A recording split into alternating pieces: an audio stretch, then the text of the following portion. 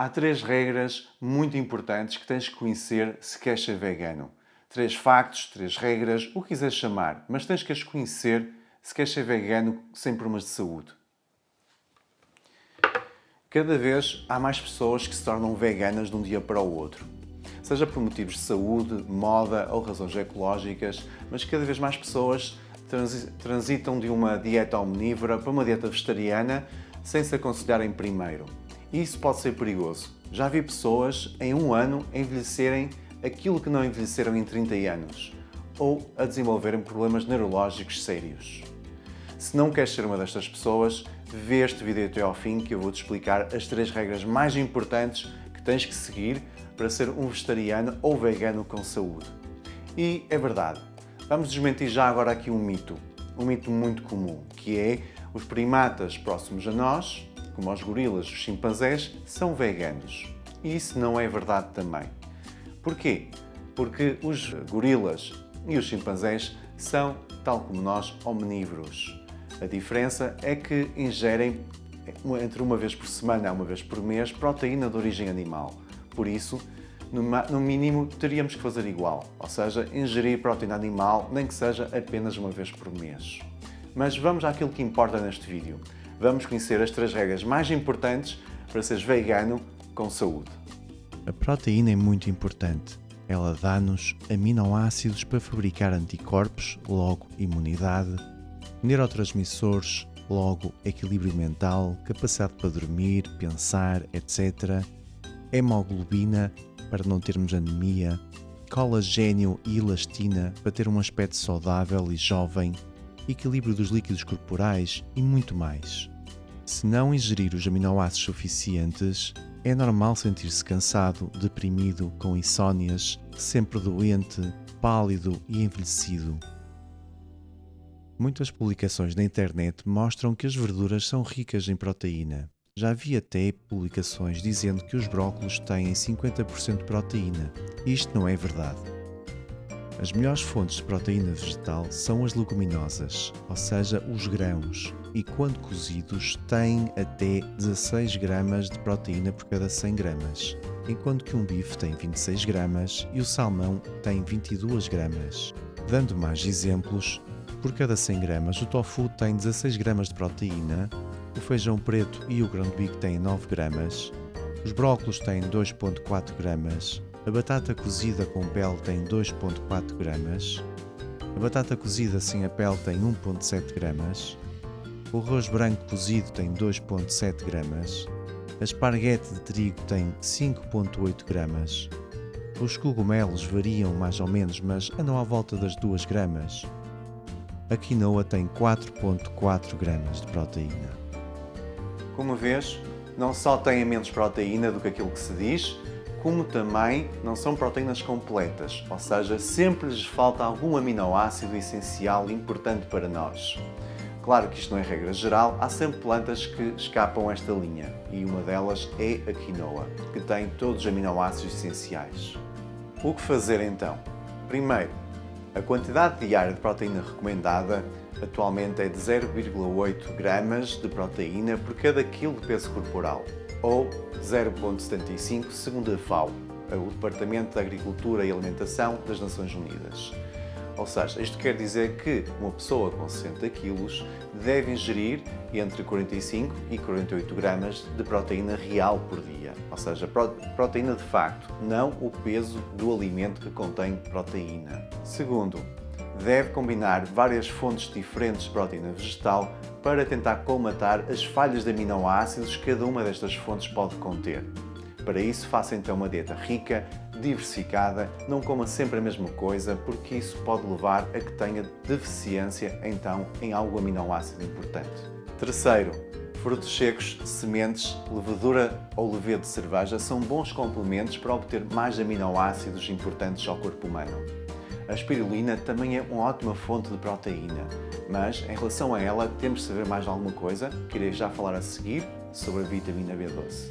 A vitamina B12 é uma vitamina pouco abundante, mas é muito importante para nós, tanto que o nosso tubo digestivo produz 2 moléculas que vão captar e proteger a B12 que comemos e transportar até à região do intestino de absorção. Sem B12, podemos ficar com anemia, perdas de memória, demência, depressão, os nervos periféricos degeneram e começamos a sentir formigueiros, perdas de sensibilidade corporal. A língua também pode inchar. A deficiência em B12 pode causar danos irreparáveis para toda a vida. Estudos científicos mostram que 80% dos veganos ficam com deficiência em B12 nos primeiros 6 anos de veganismo e apenas 20% parecem resistir, mas com o passar das décadas, praticamente todos desenvolvem déficit se não forem suplementados. Os gorilas comem insetos e às vezes até as fezes. Se não gosta da solução do gorila, então opte por tomar um suplemento ou ingerir peixe ou marisco de vez em quando. Também pode ingerir algas, mas deve saber que nem todas as algas são boas fontes de vitamina B12. Isto porque existe vitamina B12 e existe pseudovitamina B12. A pseudo-B12 é uma falsa B12 e as falsas B12 são inativas no ser humano. Não funcionam, causando ainda maior carência. Uma alga amplamente utilizada como fonte de B12 é a espirulina, mas esta alga é muito mais rica em falsa B12 do que na verdadeira vitamina B12. Se quer utilizar algas, então deve usar exclusivamente a clorela ou a alga nori como fontes de vitamina B12. Estas são as únicas que têm bons níveis e de verdadeira vitamina B12. Em pequenos estudos já realizados, reparou-se que, de facto, as pessoas que ingeriam nori ou clorela não desenvolviam deficiência desta vitamina.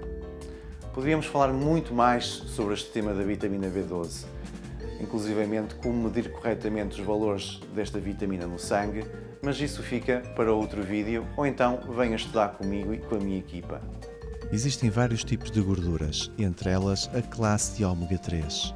Dentro desta classe existem várias gorduras e nem todas existem no mundo vegetal, pelo menos em abundância ou nas fontes alimentares convencionais. As plantas terrestres têm um tipo de ômega 3 conhecido por ácido alfa-linolénico, mas não têm DHA. Não sabem fabricar este tipo de ômega 3, que é vital para nós humanos. Ele é importante ao desenvolvimento do sistema nervoso nos bebês, à manutenção da estrutura cerebral, influenciando a nossa capacidade de aprendizagem e comportamento. O QI, coeficiente de inteligência, é influenciado por ele, sabia? Uma das maiores diferenças entre nós e outros animais é a quantidade de DHA que o nosso cérebro precisa. O DHA melhora a nossa capacidade de resolver problemas.